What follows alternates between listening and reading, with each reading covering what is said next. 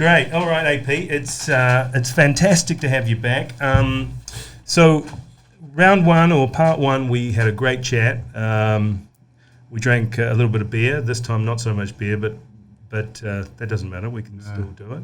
But we talked a lot about your rugby career, and it's been and continues to be an amazing career. We had to break it into two. So today, I'd like to hear more of really from the move from New Zealand. Yeah, it's funny because whenever I reflect on the rugby career, I realise that I've been doing rugby pretty much most of my life. At 52, and I'm still in rugby. So, but yeah, I think when we finished our last interview, we were at the end of my rugby union career. But we had missed the whole of the rugby league. Yeah, well, that's right. And we were an hour 15 in. We thought it could have been a War and Peace episode, so we decided. In the end, it turned out to be quite a large night, if I remember rightly. Anyway, so great, so I mean, let's take it from there. I mean, where we sort of ended up was you'd sort of. I think you'd been looking at options, had come up in different ways, and then I think you had really made a decision to move offshore. I think with the New Zealand rugby was still amateur back in those days, back in the early 90s, and then and rugby league was always the sport that paid, and paid to play, and so. When I got the offer, at first I got an offer from Manly. That's right. And through Graham Lowe and Manly, but I wasn't ready. I wasn't the time. And then an offer came from St Helens, but it was on the back of a good friend of mine, Inga Tuingamala, signing for Wigan, and St Helens. Then talking to the agent of Inga, said, well, Inga's got a cousin over in New Zealand that is worthy of signing. So they came for me, they watched a few games, they went back and they sort of reflected on my performance during the World Cup and said, well, he's exactly what we want as a forward here in St Helens. So I ended up signing for them in early 94 and moved over in May 94, and that was it, and so I think it was one of the best decisions I made. I mean, but I mean, I think we talked about it last time. I mean, it must have been such a big move at the time. Absolutely. To just pull up stumps and because I lived at home most of my life, and I was a homebody. I lived in the garage at mum and dad's house, and I was working for a company called Placemakers at the time as a sales, and then so to move to the other side of the world was a totally sort of different experience, and never really been away from the family, and I'm Samoan. Culturally, we tend to stay around a family, especially the wider family. So to move to St Helens, which is north of England, which is a lot colder than London, but then you're coming up and the houses there were like Coronation Street. Right, rows absolutely of brick. Yep, people used to say to me, it's dull, it's grey, it's cold, and it's Coronation Street. And I've never been, so I'm presuming, is it like that? Yeah, it's exactly like that. But we chimneys and absolutely, everything's brick. So making the move there was a journey, and decision that I made. Thought based on the support of mum and my parents, and saying, go ahead, go do it. So when I went there, I just thought, up to that point, had you played much rugby league? No. Like you'd never played a game of rugby league before? I did when I was in in the juniors, I had a couple of games at a local club called Glenora just to fill in the time when I wasn't playing rugby union club. But no, I never. So it was going to be a new sport, but I've always loved it. I've always watched it. A lot of my friends were rugby league players. Yeah, and so signing for rugby league team, going there and getting paid to train and play was like, wow, that's a dream come true. I mean, and initially were the trainings far different to what you were used to? Very hard. Yeah, it's so much harder than I've ever experienced. I mean, there was times there where I was thinking to myself, what am I doing?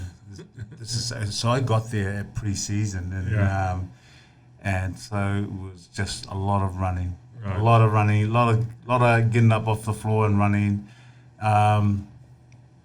It was a lot harder than I've ever experienced, and I made the transition the same time as a guy called Scott Gibbs from Wales. Yep, he had signed from Wales, and I signed from New Zealand, and the last time I saw Scott was when I was playing for North Harbour against him. He was playing for the Lions. Yep, and we played 93. 93. Yeah, 93. We played North Harbour versus the Lions, and where do we play at? What's the rugby league park in? Carlo Park. The Mount Smart. Oh, Mount Smart. Oh, and right. So that was the last time I'd seen Scott Gibbs. Right. So and the following year we both signed for St Helens, and there were times there, both of us, we were going back to the hotel that we were staying at the time, saying, what have we done? But that was good. That was good. Let's give back the money. Yeah, but that was good that you had a sort of like a kindred spirit with you. You shared sort of the same sort of thoughts. Yeah, no, we did, but it made us realise and appreciate the game of rugby league. Right. That it's going to be harder. It was harder. Yeah. It was faster. There was more ball and play, you know, and I knew that this is going to earn my money. Yeah, right. It's definitely going to earn my money. And so, but to be honest, that first season, I absolutely loved it. I thought it was the best decision I made. The game was probably better than I expected. Yeah. It just grew on me, and I just felt that it actually everything that I wanted to be like in rugby union, I could do it in rugby league. I can carry the ball. If I wanted to carry the ball, I carry the ball. Yeah, sure, sure. I think in rugby union, I was going from ruck to ruck to ruck to ruck, and making tackles and getting up off the floor and thinking, I've gone through half an hour of this game, I've not touched the ball. Yeah. Right. Unless they throw it to me in the line out. But other than that, it was rugby league was very different. If you wanted the ball and you had energy, then you call for it and you got it. And that's when the Terminator name came up, or did that come later? No, the Terminator game came from my rugby union days at the 91 World Cup. Right. But they kept bringing it up in rugby union. So my first official game of rugby league for St Helens, in a league game, I got sent off. Oh, really? Yeah, I hit high a player in the first 2 minutes of being on the field. I got sent off, and as I was walking off, they were shouting, they were spitting, they were shouting abuse, go back to your old game. We don't do that in rugby league. And I'm thinking, really? That's not what I've seen. Not what I've seen. I got sent off on my first ever sort of official rugby league game. I have to look that up. It takes quite a bit to get sent off, doesn't it? Yeah, absolutely. So for me to get sent off for head high in a player, I just thought, gee, this is a soft game. Right. But and then from then onwards, I kind of just the game. So you built into the game. You got into the thing. Obviously, had a house nearby. Yeah. How often were you training? We were training pretty much twice a day. Twice a day. Twice a day. Yeah, we'll probably go in the mornings. So we were training 4 days a week, play one, and then normally get 2 days off. Okay. And those 4 days were probably weights in the morning and then running in the afternoon. and ball in hand in the afternoon. So it was the first time I ever experienced sort of. I put on probably about 8 kgs, right? But I was fitter and faster Wow. than I was when I was playing, and I was playing number 7 open side flanker in Rugby Union, and we did a lot of mileage in Rugby Union. So there was more support. There was more nutrition. There was more. Are we talking a little bit what rugby was coming to now? Okay. Yeah. So where Rugby Union sort of got to in the sort of mid 2000s, it took a while to get there. League was already there. Yeah, league was already there. We had S&C coaches, so we were doing weights in the morning, power, size. We were taking. I wasn't a big on protein and things like that, so I just ate steaks. Yeah, right. But everything being measured. Yeah, everything was okay. And the running that you did was just right. No, it was very hard, but they didn't train you until you died, but they train you hard so that you're able to back up the following day. Yeah. But I think it was just having that mentality of having to get up in the morning. First thing you think of is I've got to go down and train. Right. Whereas in the past, as an amateur, you woke up, go to work, and in a sense that it was the same mentality. Yeah, right. It's your job. It was a job. Yeah, and it was and I think my mindset had changed in '96 when I realised that playing rugby as a professional is my job. Stretching is my job and responsibility. Yeah, sure. Recovery is my job and responsibility. Yeah, right. And so looking after the asset. Yep, and you had to, and I think I realised that I was part of the entertainment business. Yeah, absolutely. And that my performance on the field is what's going to give me, that's my future. Sure. And so I needed to be on the park as many times as I can. So how many games a season? Roughly? I think it was about 30 odd games, 35, 30. Okay. We had a big season when it was transformed. Potentially 2 games a week. Your off season is you're off for May to. May till when it went to summer. Yeah. Off season was Christmas. Okay. Yeah. Right. So we kind of we had that's when it went to summer rugby. Right. Sure. Then the season started in February. Okay. Right. So I was there when it went from winter rugby to summer rugby. So they basically condensed the 2 seasons together. Yeah. So that they could then turn it into the season starts at February. Right. Finishes in October. Okay. And your off season is during the winter of the UK winter. Yeah. Right. Okay.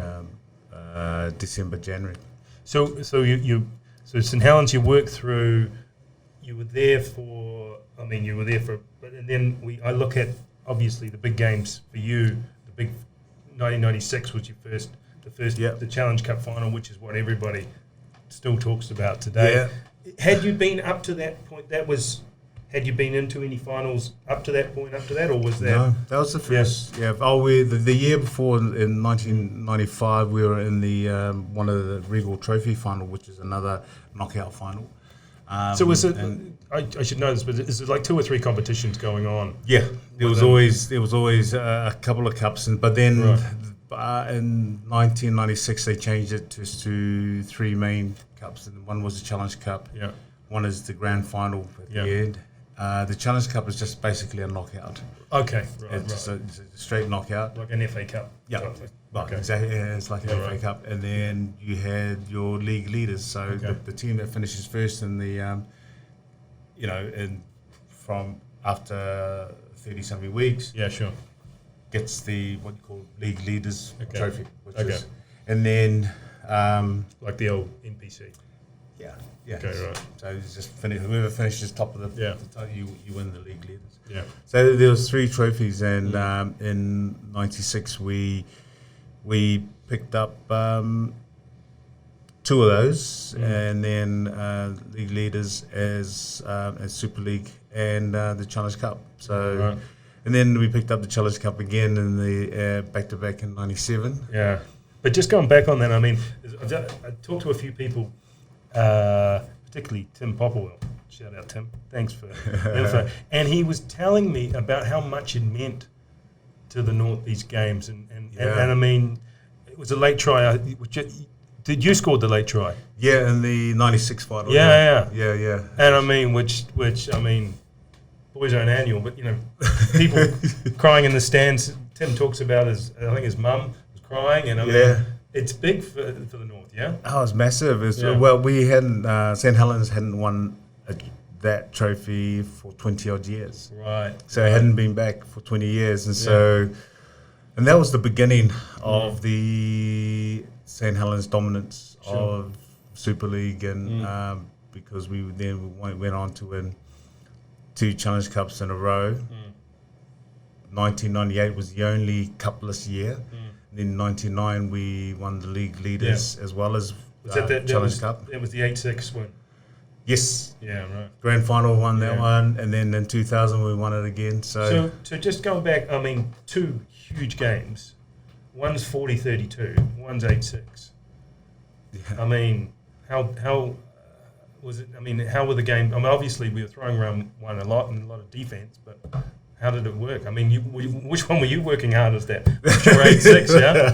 I think the 8-6 was a very, very tough final. Yeah. I mean, it could have gone anywhere, and I think everybody's hearts were on, you know. Yeah, right.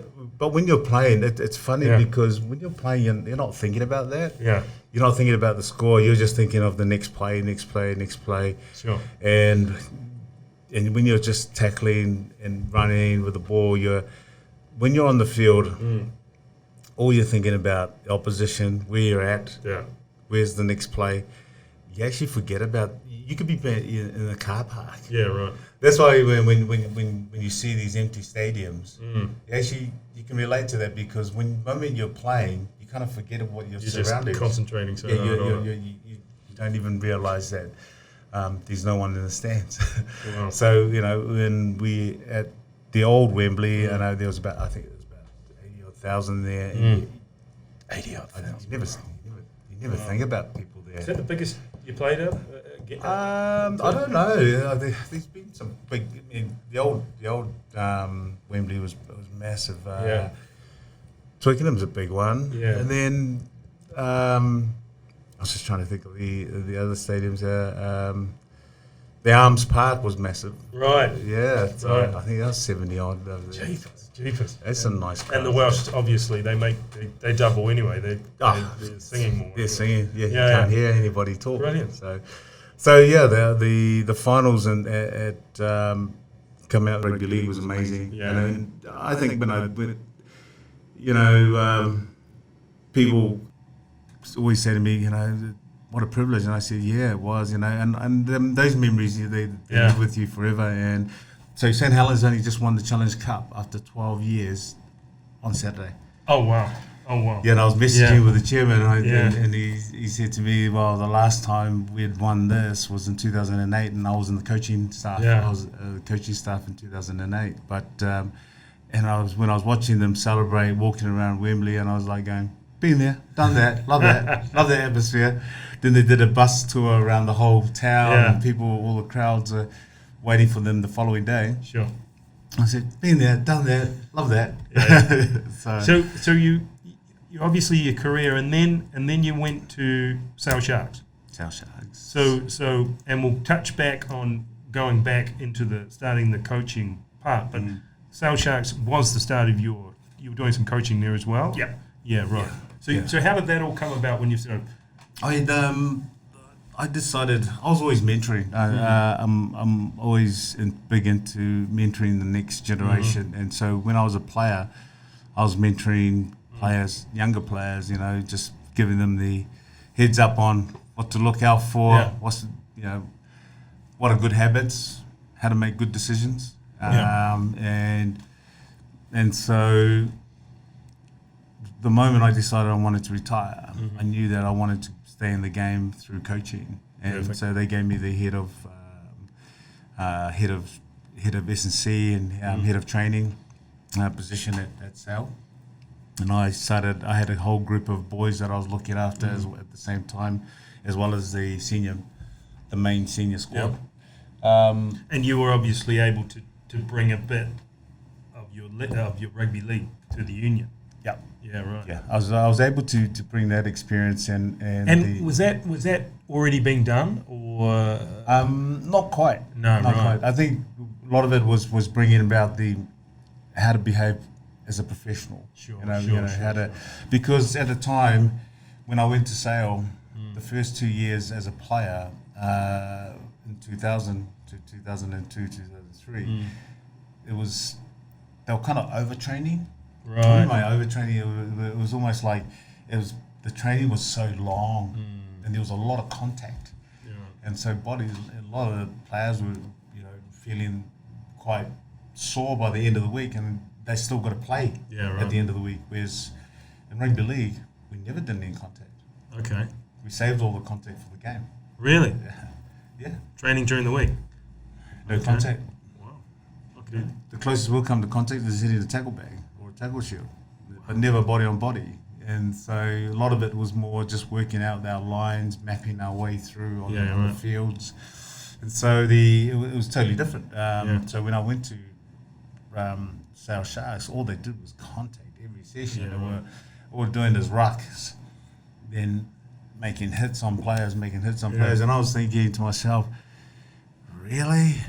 I said, look, I'm conditioned because I've come from rugby league, but a lot of these guys are not conditioned for this, to take it during the week and then having to perform at the end of the week. Yeah. And so I sort of just brought around a little bit of sort of different type of thinking to saying, look, you don't need the contact. And was that difficult to bring that on board to them? No, I think it was easier because they knew Jason Robinson had made the same. So both great. Jason and I, we signed for Sale at the same time, under the same agent, and we also brought about the same professionalism, but we also spoke the same. Sure. We painted the same picture that we don't really need contact. Yeah, right. We can limit the contact, but we can probably do what we call mapping. Sort of just more walkthroughs, unopposed, really, so that people know what their responsibilities are. And so so that changed their mindsets, and so that was my sort of way into coaching. So when I finished playing, I kind of just quit. I just said I'm tired. I've had enough of putting on my boots. Yeah, right. Understood. And body was telling me that now I've had enough, and you know when you've had enough. Yeah. And I never regretted sort of retiring at the age of 33. Some people go on till later, but I was ready to retire. You know when you know. I mean, you'd started. Yeah, you'd been going for a good 15, 16 years by that stage. Yeah, so I was ready to stop. And then when I went into coaching, I was there coaching for about almost a year, and then St Helens came back and wanted me back at the club because the club had gone through a year where they hadn't won for that year, and there was a bit of crisis happening at the club. Was there a change of players, or what was the main? No, I think the culture had changed. Right. Okay. And so they basically wanted me to come back and bring my experience, but also my mentoring and bring an added value of as a past player. Saying this is what we can do if we behave in this manner. And it was all it was changing their behaviours. And so we sat down as a group and we rewrote our expectations. And what as a club, what were expectations of us as players, and also the same vice versa, and expectations of player to player. And so it was almost and when once you start doing that, and the players are writing those expectations rather than the coaches. Yeah, right. Then the emphasis is on the players rather than if the player does something bad, and we're the ones that wrote those expectations, it's always going to be, the coach has got to deal with it. Doesn't work. It doesn't. Yeah. Whereas if the players have written themselves, you've written it down. You guys all agreed on it. Yeah, exactly. So that I kind of brought in that sort of that culture, and we ended up winning a few championships on the back of just brilliant being a little bit more tighter as a unit, and having more accountability around each other. Fantastic. And you carried on that through till 2008. 2008. Yeah. And then in 2008, you thought, bit of a change. Might try something else. Yeah, I got offered more rugby union stuff back down in London, and down at London Irish, but Celine didn't want to.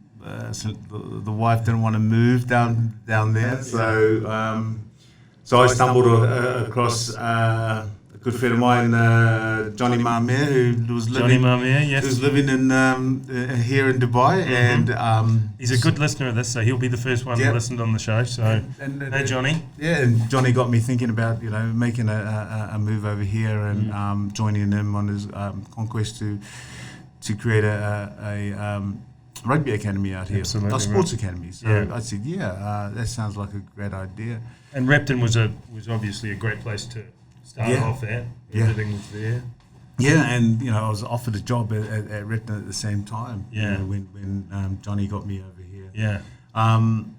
Look, at the time it was kind of an odd move. It was an odd move, really, for me, and to come here to Dubai, because there's nothing professional about rugby here. No. It was weird, because you've been playing professionally, coaching professionally, then all of a sudden, AP, where you going? I'm going to Dubai. Well, it was even then. It was I don't know if backward is the right word, but there wasn't from where you'd come from. Yeah, there wasn't much going on a sort of a professional level. I mean, there was expat rugby, there was kids school rugby, but there was nothing at the level that you were used to. No, there was nothing, and even working at a school was. And I remember one of the teachers, sort of on a night out, going, it's nice of you to hang out with us civilians, and I'm like going, what do you mean civilians? I think you were military or something. But what he was trying to say is that you come from this professional environment where where everything was all very focused, and you mix with people that people still idolize. You're going to these massive events where you play in front of tens of thousands of people, and you manage a squad that's worth millions.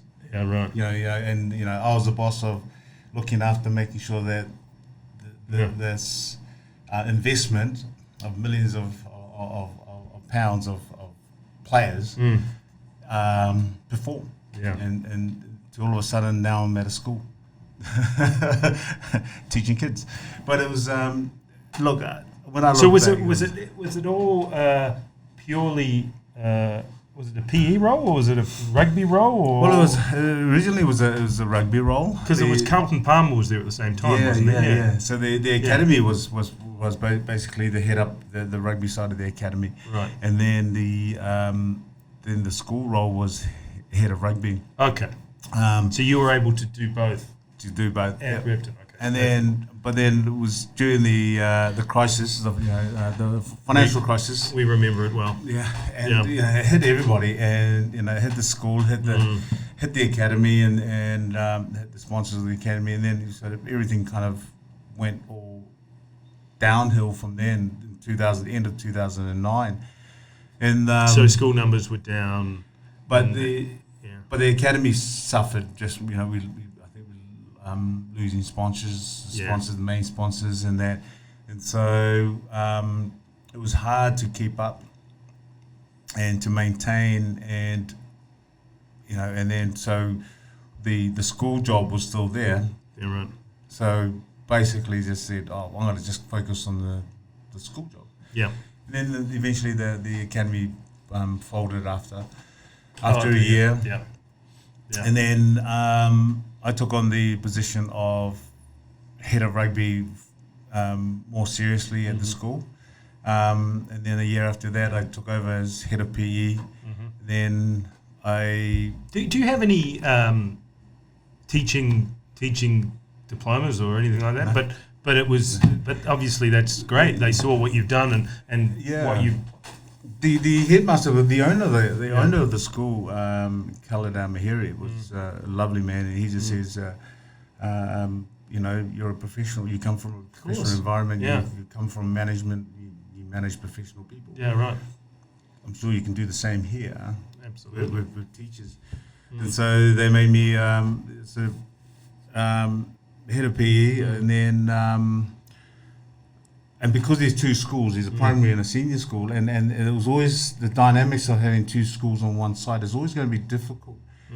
So at the time there was no directors of sports here in the whole of Dubai, and so I just said, why don't you have a director of sports that manages both the junior and seniors, and because at the time they was quite separate departments, and the headmaster at the time said, "Yeah, okay, then you write the That's a great idea. You write the JD. Yeah, you write the JD and propose it." Yeah.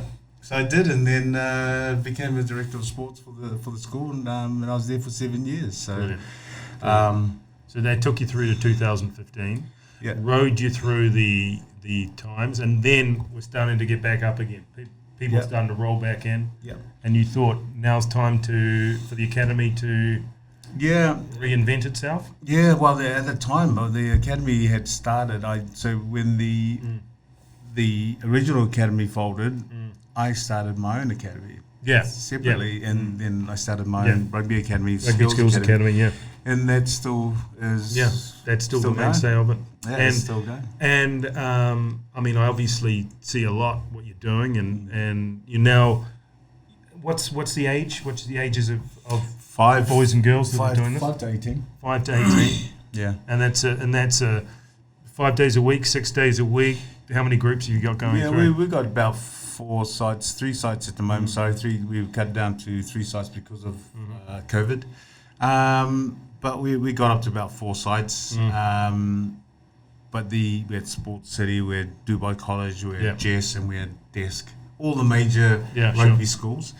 And it was basically just this came out of need for a lot of expat families who still wanted the same kind of professional coaching for their kids. And so we were able to provide that in the academy. Yeah. We've got a lot of kids who we've managed to get into a lot of top schools in the UK. We've managed to get kids into top universities just through on the back of our program. And we've seen a lot of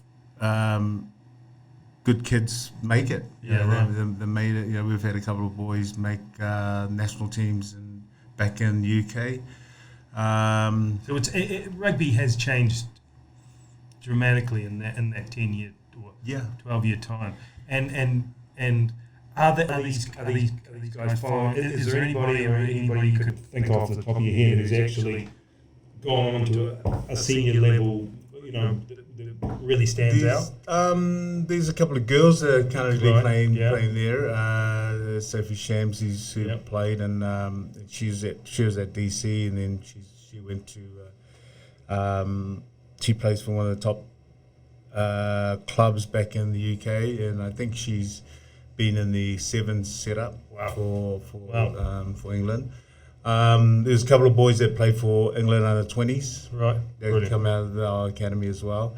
And I guess it's one of those journeys where, it builds resilience when there's going to be injuries, and some of the real talented boys who've left us have picked up injuries and struggled.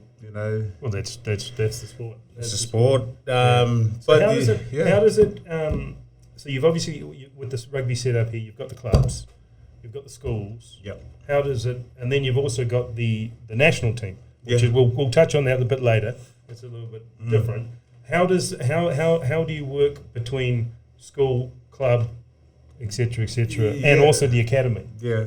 And so with the clubs is that we have an affiliation with the clubs. We have a good affiliation, relationship. I like to call it, good relationships with the clubs because we upskilled a lot of their kids. I mean, earlier in the early days, you can remember that a lot of the coaches who were coaching the kids in the clubs were just dads. Dads, yeah.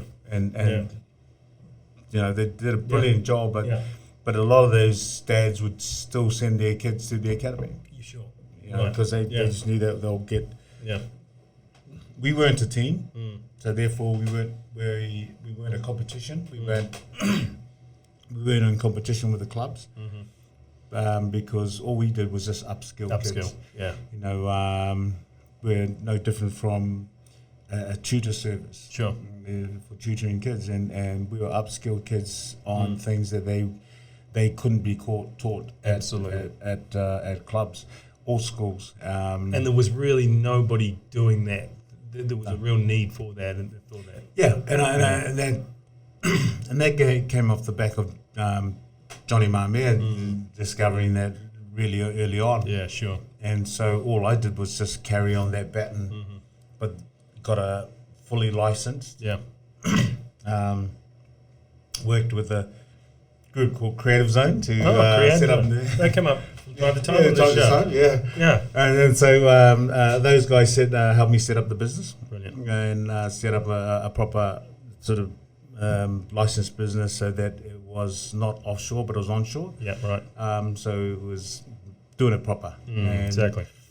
And so I was advised to have an academy that was onshore rather than offshore, so it was legit. And so we had an office and everything. We had coaches, full-time coaches and part-time coaches as well as admin staff. So continues to grow. And it continues to grow, but we're growing very differently now because of COVID.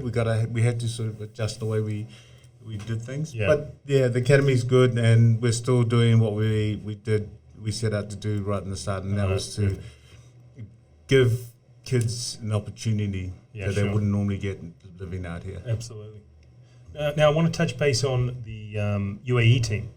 So explain to us how the setup of the UAE team, because when I came out here, it was very much an expat team of guys from all around the Gulf. Yeah. Now that's changed dramatically, isn't that right? Not necessarily. It's still the same. Yeah. It's still the same. But I think what actually happened when UAE was first formed. Remember the rugby was Arabian Gulf. Yeah. So the national teams was Arabian Gulf as a collaboration of the countries around this area. But World Rugby and IRB decided, no, we'll disband that. You have to go on your own. Right. Each country has to have its own federation. Sure. And stand alone. And then once they did that, one of the main things that they brought in was they needed to see more Emiratis, local indigenous players. Yep. A lot of that is to do with funding, World Rugby funding. Yep. World Rugby was not going to fund an expat game. It needed to be based on development of the indigenous of that country. But in saying that, I look at somewhere like Hong Kong or potentially Japan even.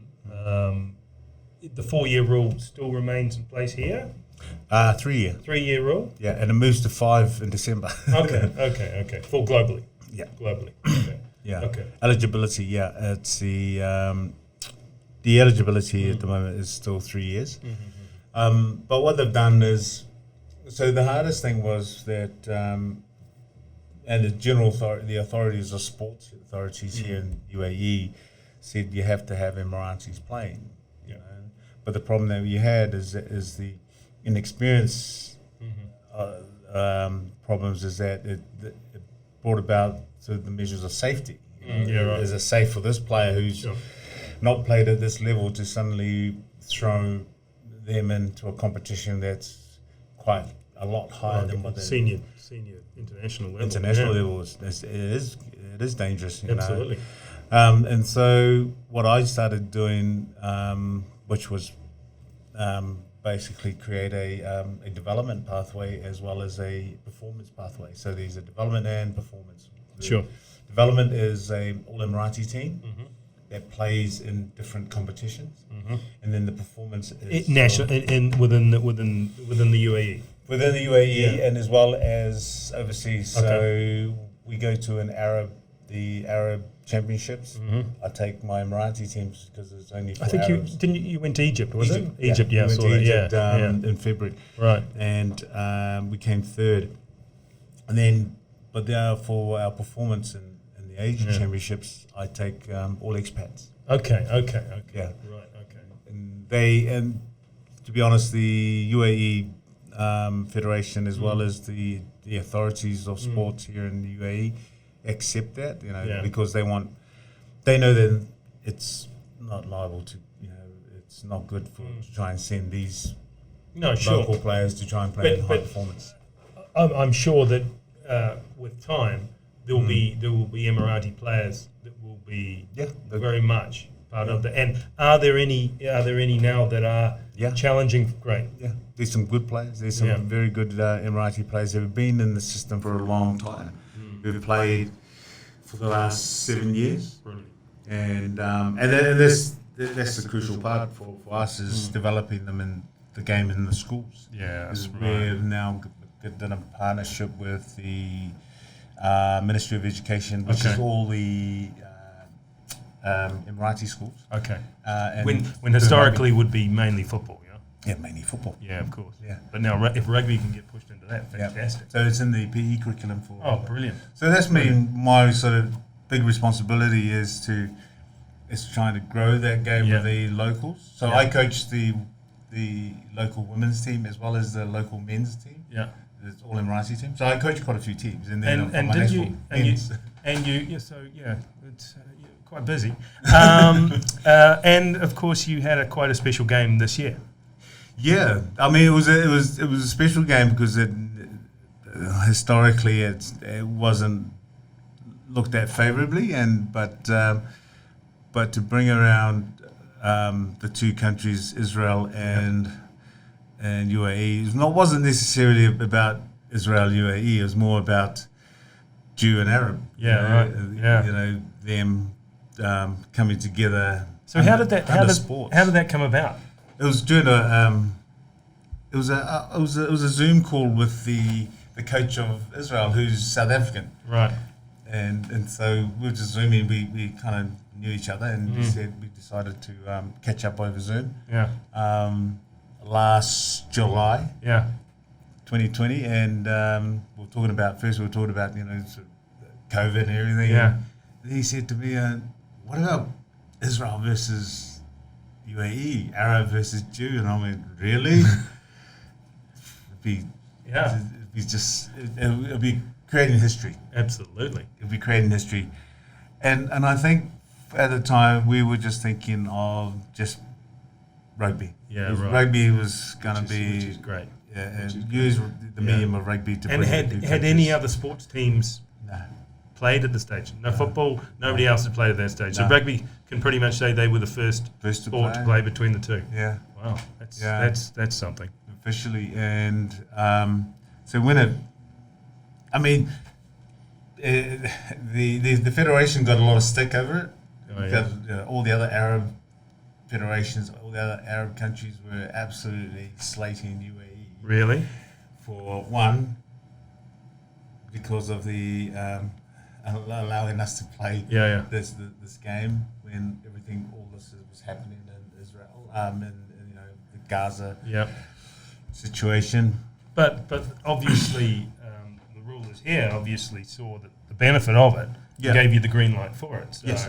Yeah. So we got the green light from the government. Yeah, fantastic. Yeah, fantastic. So the authorities here, we had to get it sanctioned by the authorities here to play. Yeah. Everybody here saw it as a good thing. Everybody, all the Arabs outside of the two countries, didn't really look at it very favourably, and so we got a lot of flack for it. But at the end of the day, the game happened. It was successful, and it's going to be looked at, and the two teams. I mean, I'm sure there was some fantastic photos of people shaking hands and all kinds of things. There's a lot of what we're all here for, isn't it? It's rugby, isn't it? But it was interesting because one thing I found from the Israeli boys, the couple of the Jewish boys, is that they really appreciated these Arab boys because they, when we went out for the aftermatch, we went in the middle of the desert to a majlis out there, and they couldn't believe that culturally that the boys, the Emirati boys, still practice their I guess what do you call it when they live out in tents and they the Bedouin type. The Bedouin, thing. They still follow them. Still are the Bedouins, even though they're a different generation. Yeah, these boys were going out there and and they'll sit and they'll eat just like they did thousands and thousands of years ago. Right. Whereas they were saying that's the one thing they don't do, and as Israelis, they don't. They don't look back to what in the past. They all kind of moved away from that. Exactly. Some of that part of their culture. Yeah, well, which was interesting. Yeah, no, and do you think there could be more games ahead? Or we were meant to go in this September. Okay, right. But due to the events. We cancelled that. I was meant to take a girls' team, a women's team to Israel. Sure. And to Tel Aviv. Sure. But that's been cancelled now. So, but that would have been. That would be fantastic. Well, we'll look forward to that. I'm sure that's coming. One thing we touch on is what you like about Dubai. What as an expatriate, you've now New Zealand, UK. You've been here now. What's my maths? We're coming 10, 15 years type thing. 12 coming up to 13 years. What do you like about this place? I think it's the diversity of people. The types of people you get here. There's I have friends from all sorts of cultures, and that's the great thing about here. I think you go to England, all your mates are English. You go to New Zealand, all your mates are Samoans and Kiwis. Here it's very different. Absolutely. And that's what I love is the diverse sort of the cultures here, the people here. And I guess we all gravitate. We all come from different walks of life, and we all gravitate together. To make, because I guess back home in New Zealand, it's very different. You can always just call around cousins or aunties, drop the kids off here, blah blah blah. You're so reliant on family. Here you've got to create your own families. 100%. Yeah. And we create our own families where we turn friends into family. Absolutely. Which makes it totally different. That's what I like about here, is that the longer I'm here, the more I love this place. Yeah, sure. And the weather's rubbish, it's always hot. It's always nice. Exactly. Sun's always shining. And the boys are obviously back in New Zealand now. Yeah. But you're going to hang around a few more years yet, I hope. No, man, I'm going to be here for a while. I don't know how long for. Perfect. And perfect. Still a lot to be done. Still a lot to be done. I mean, I still enjoy coaching rugby. I've got a lot of rugby coaching still left in me. Fantastic. Coaching national teams, coaching club, coaching academies. It was funny. I was looking at the diversity of people that I coach. 1 minute I'll be coaching 5 to 6 year olds, coaching 16, 17 year olds. And then coaching women's. Then I'm coaching under 18 girls national team. Then I'm coaching Emirati men's, and then I'm coaching my national men's elite team. So it's a whole spectrum of different types of people that I coach from a rugby perspective, and that's what I love. I think if I go back to New Zealand, what do I do? Yeah, well, exactly. It's so obvious that you've changed rugby in this country, and I think there'll be a lot of people that'll be saying that and appreciating all you've done. So keep it up, and brilliant. And thanks for coming on today. Sorry that we took a small break between Chapter 1 and Chapter 2. No. But I've really enjoyed this today. Technician Liv, all good? She's amazing. Good. And, thanks for coming on the Captain's Table today. It's great to be. What an honour. Well, thanks, guys. I hope you enjoyed that great interview with Apollo. I certainly did. and I now know that he has more than one job, like 15 jobs.